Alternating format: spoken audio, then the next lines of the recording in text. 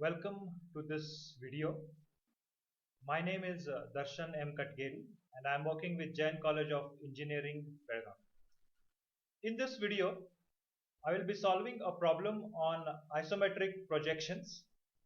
That problem will be on an hexagonal prism. The problem reads like this. Hexagonal prism of base sides 30 mm. So this is the length of the edges of the base. Okay?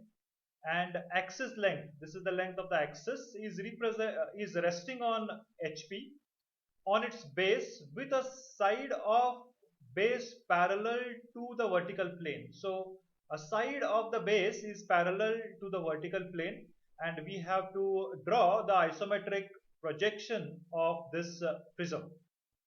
So note that isometric projection is asked. So whenever you see this isometric projection, you must take into mind that you have to multiply the true lengths by the factor 0.81649. Don't worry about this here right now. I will explain. These are nothing but the lengths. The first thing that you can start is by drawing this isometric scale. So you draw one horizontal line OA. You draw one line at 45 degrees and mark a few dimensions like 10, 20, 30, 40 millimeters on that. And you name it as the true scale. You draw one more line at 30 degrees, this line OC at 30 degrees. And you draw perpendiculars to OA, it's a horizontal line. So wherever these perpendiculars meet this isometric scale, that will be the isometric lengths required. So we will keep this ready and we will start solving the problem.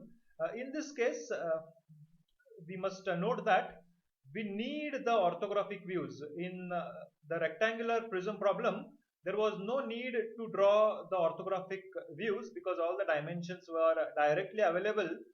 In this case, the dimensions, some of the dimensions need to be calculated. So we have to draw the orthographic views. It is required in this case. The top view is required. Front view is drawn only for the completeness of the problem. Now we will start solving this particular problem.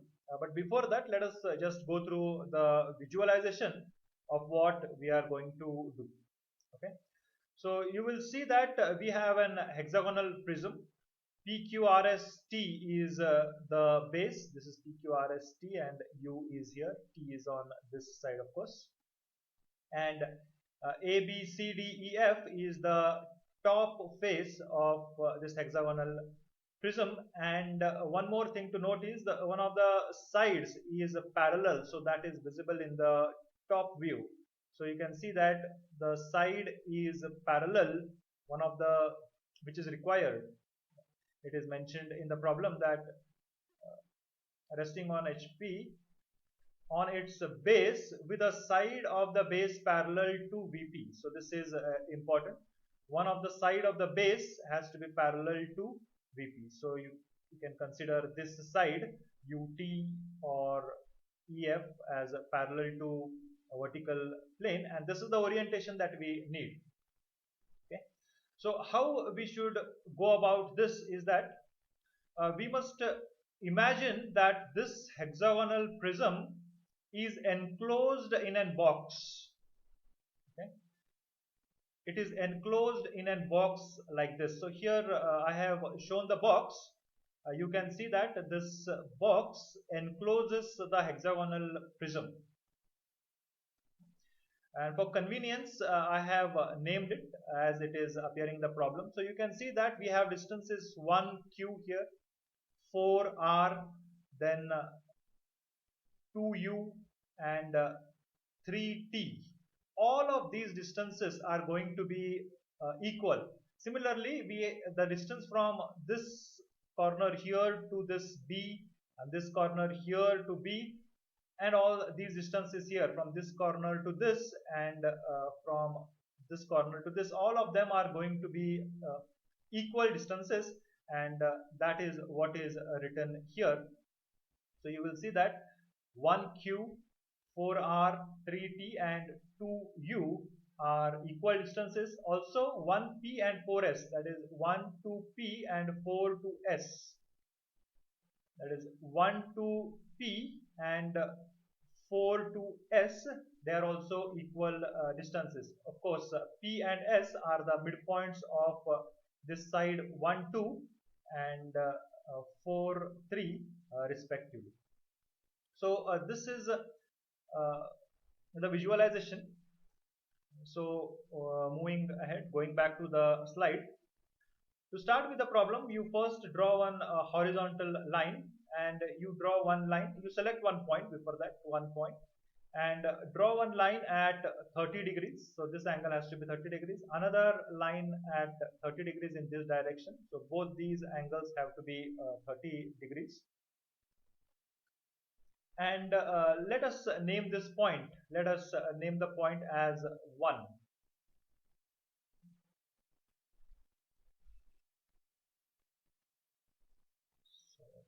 Yes. Let us name this point as 1. That point is nothing but this point 1. Okay. And now we have to construct these points, that is from 1 to 2 and 2 to 4. So for this, what is required is we need to know the distance. Because it is an hexagon, this distance will not be known, but we can measure the distance, and that is why we have drawn this top view. So you can see that these borders, that is in blue lines, they represent the top view of the imaginary box that we have considered. So you can measure 1, 2, whatever is the length, that length has to be marked. So if we go to this particular, I have kept this ready. You can see that I have drawn the top view of this, and I have also drawn the front view of this. Front view is drawn only for completeness. Now what we have to do is we have to imagine that this is enclosed in an box, right? And we need the dimensions of the box. So we will draw one box here. So that is because we need the length from here to here, and we don't know the length.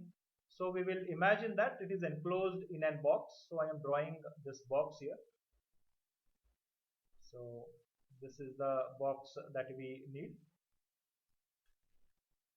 So we will dimension this. We need the dimension from here to here. This is, you can see it is 51.96, and we also need the dimension from this point to this point, which is 60 millimeters. We also need a few other dimensions. We will come back and see what else is required. So right now, from 1 to 2, we have to measure. 1 to 2 is 51.96. So you have to measure 51.96 on the compass, and this is 50, so 51.96 would be somewhere very near to this point here. So you must mark one arc, and from this point we must draw a perpendicular onto this line OC. So whatever is the length, this particular length, that is the isometric length that will be required. Okay, and you must measure this length and mark this particular arc. So that is nothing but 1 to 2. Then we must measure 1 to 4. 1 to 4 is 60 millimeters, as it is seen. This is 1 and this is 4. So 1 to 4 is 60 millimeters. So that has to be measured on the scale. 60 millimeters, say for example, is somewhere here. Then you must mark it on the true scale by using a compass, and then you must drop a perpendicular to horizontal line. Wherever it meets the isometric scale, this is the length that we require from O to this particular point. This is the length that is required. So we must measure this on the compass, and then you must mark this particular arc. Once we get point 2 and 4, then we can easily mark point 3. So that is measure 1 to 2 and from 4 you mark one arc, and from 2 to 3, that is you have to take this distance 1 to 4, and from 2 you should mark another arc, so that point will be point 3. So you can see that 2 arcs are there and 2 points are there.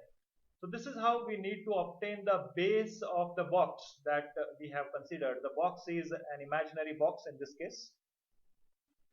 The box is an imaginary box in this case. So you can see that we have marked 1, 2, 1, 4, and with respect to 2 and 4 we have marked point 3. So we have created the base of the box.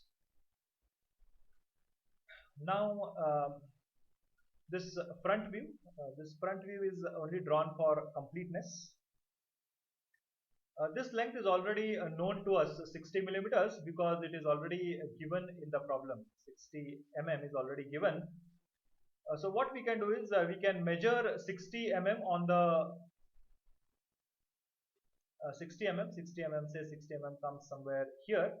So take 60 mm on the compass box, mark an arc on the true scale, and wherever it intersects, from that point you draw one perpendicular to the horizontal line.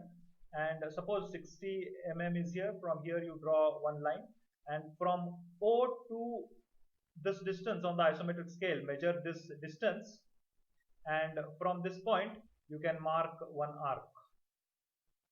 Okay, so the height is 60. That means all of this means that you should take isometric 60, which is same as multiplying 60 by the factor 0.8164. Okay? Or else you have to do this procedure if you are using the scale. So once we get this, we have now drawn the imaginary box. Okay, we have now drawn this imaginary box, and in this we are going to draw the prism. In this box we are going to draw the prism. So now take this 1 to P, this distance 1 to P, that is this distance 1 to P. You will observe that 1 to P and 4 to S, they are equal. So 1 to P and 4 to S, they are equal. So you can mark both the distances at the same time. And similarly, at the same time, you can mark this point also. From this point, you can mark the midpoint here, and from this point, you can mark the midpoint here. So you get these 4 points at the same time. Now we need the distance 1 to Q. We don't know this distance 1 to Q. So for that, we will go back to a solid edge. That is, I will just name this. This is point 1, and this is 4. This is 2, and this is 3. Okay. So let me just adjust this a little bit. So we want this length 1 BQ. This length is required. Also, you will see that 1 to BQ and 4 to CR, or 3 to EF, 2 to FU. All these lengths are same. Those lengths are basically these lengths. See this particular length, this particular length, and this length here, and this length here. All of these lengths are going to be same. Same is the case on the top side also. So all these lengths, this length, this length, this length, and this length, all these lengths are same. So once we get one length, we can mark all other lengths easily. So we will measure how much that length is. I will take the distance between command, and I will click on this line and the end point of this particular line. So I want the horizontal distance. It is 15 millimeters. The horizontal distance is 15 millimeters. Similarly, this distance also you will observe will be 15 millimeters. So take the end point of this. You will observe that this distance is also 15 millimeters. You can see here. This is 15 millimeters, and this is also 15 millimeters. So now to mark this point, we have to take isometric 15 because we are drawing the isometric projection. So all these lengths have to be multiplied by the factor 0.816. So that is to convert it into isometric length. So you convert it into isometric length, and from 1 you mark this point. From 1 you can mark this point. At the same time, from 4 you can mark this point because all of these points are same or at equal distances. So similarly, you can see that you can mark this point and you can mark this point. That is, from 2 you mark this point, and from 3 you mark this particular point. So once you have all the points, you join all the points. Keep the lines very light. Then you draw the vertical lines. The lines are perpendicular to this horizontal line, or else you can mark these points. Whenever you are marking these points on the base, the same time these points also can be marked. So these points can also be marked on the top surface when these points P, Q, R, S, T are marked on the base. And join all these points and darken only the visible surfaces and edges. Usually whatever is not visible is not drawn in this isometric projection. So whatever is visible has to be darkened. In this case, you have to retain all the constructions. So this is how this problem on a hexagonal prism has to be solved. The same I will solve in a solid edge, and I will show you how to do these problems in solid edge. So to start with, I will draw one line. The length of line is not important. Next, I will take the midpoint of this particular line, and I will draw one line. The length of this line, because now this here, for that this is important. Yeah, the length of this line, that is 1, 2, 4 and 1, 2, 2 has to be known. So 2 is on this side and 4 is on this side. So I must take care of that whenever I am doing this. So 1, 2, 2 is 51.96. So also remember one thing.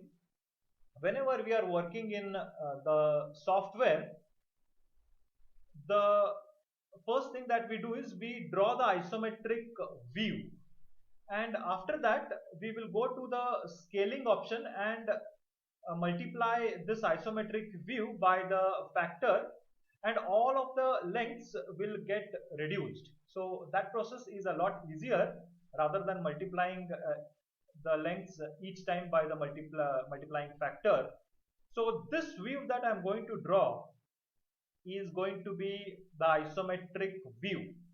I will draw the isometric view first, and afterwards I will convert all of the lengths at once by using the scale command, and then I will get the isometric projection. So this thing is very important. So right now what I am going to draw is the isometric view. Okay. So isometric view means whatever are the dimensions available here, I am going to use those dimensions and draw the view. Okay. So right now we have 51.96. So I will draw one length. The length of this line is going to be 51.96. Press enter, and the length, the angle that we want is 150 degrees. The angle that we want is 150 degrees. So you will see that this angle is 30 degrees. So let's measure that angle. This angle has to be 30 degrees. Next, I will take another line, and now I am going to draw 1 to 4, which is 60 millimeters. So from here, I will draw one line whose length is 60 millimeters, and press enter. and the angle here is 30 degrees. So I will say 30 degrees, and thus I will get this particular point. This point is 0.4. Let us check the angle before doing anything. Once we get the angles and we get the lengths correctly, then we can start. You can see that it is 60, it is 60, and this is 51.96. This is 51.96. This is 0.1, 2, and 4. Now we have to obtain 0.3. While we are doing manual drawing, we have to actually draw arcs and obtain this point. But when we are working in a software, what we can do is we can make use of the commands here. So I will make use of move command, and I will put on copy. So I will move this point from here to here, and as I have selected copy, one copy of this will be retained. The same thing I want to do with this particular line also. So again I will go to move, put on copy, and I will move this from this particular point to this particular point, and thus we obtain this 0.3. Okay. Next I want to mark the points 1 to BQ and 4 to CR. So I already know the dimensions. I already know that they are 15 mm. So I will take 15 mm. I will use this command, that is arc by center point, and I will choose this as a center point, and I will say this is a 15 mm radius, and I will draw this here, one arc, and from this point also I will draw one more of 15 millimeters. Sorry, this is not the sweep angle, this is the radius that I want, 15 millimeters. So 15 millimeters, and I want that to be placed here. Okay. So once we place it properly, it is not being placed properly. So this is 15 millimeters, and I will draw the arc here and draw the arc here. So once this is done, the same can be done on this side also. That is 15 millimeters. The radius is 15 millimeters. You see this. So this is 15 millimeters, and you can draw one arc from here to here, and from here you can draw another 15 millimeters. 15 millimeters, and yes, this is what we need. Also observe that we need the midpoints. There is no need to mark the midpoint, but just for completeness I will mark the midpoint also. So from here I have to mark the midpoint. So the midpoint, which has to be measured, or it can be calculated by using the calculators also. So it's 25.98. So I have to draw an arc of 25.98. So 25.98 is the radius, and I'm going to draw this arc here. Just zoom in a little bit and draw the arc here. Zoom out, and again here we want another 25.96. So here we will take this and 25.96. We want the radius to be 25.96. Sweep angle is not important to us in this case, so we will place it here. So once we have all these points, once we have the points, then we have to select the line command, and we will initially keep it very light. So now you can see that you have to select the intersection. That is very important here. Okay. So if you are not getting the intersection command here, you have to turn off a few commands in this IntelliSketch group. I will turn off midpoint. Okay, and try this. Now you can see that I get the intersection command. Okay, so I will take this, and then this, then from this to this, I have to join this. You have to use the inferences very wisely, otherwise there is every chance that the problem will go wrong. And here also you take the intersection, Here also you take the intersection. You can zoom in and out when they are marking this. So we have to mark it at this particular point. Zoom out, pan, again zoom in by using the scroll button. And so this is the basic hexagon that we required. So once we get this, we will draw the height. Okay. So we can mark the axis, and from here we can draw the axis and repeat the same steps. But an easier way is you select any one point, and from that point you take 60 millimeter length and you draw one line at 90 mm. Now you select these lines, that is the hexagon that we have drawn, and merely go to move command, keep this copy on, and from this point you can move to this particular point, from this particular point to this particular point, and this is the top surface. Then you select this line and again you go to move command and you go on placing this line from this point to this point to this point here, end points. Use the inferences very correctly. So this point here, again to this particular point here, and this particular point here.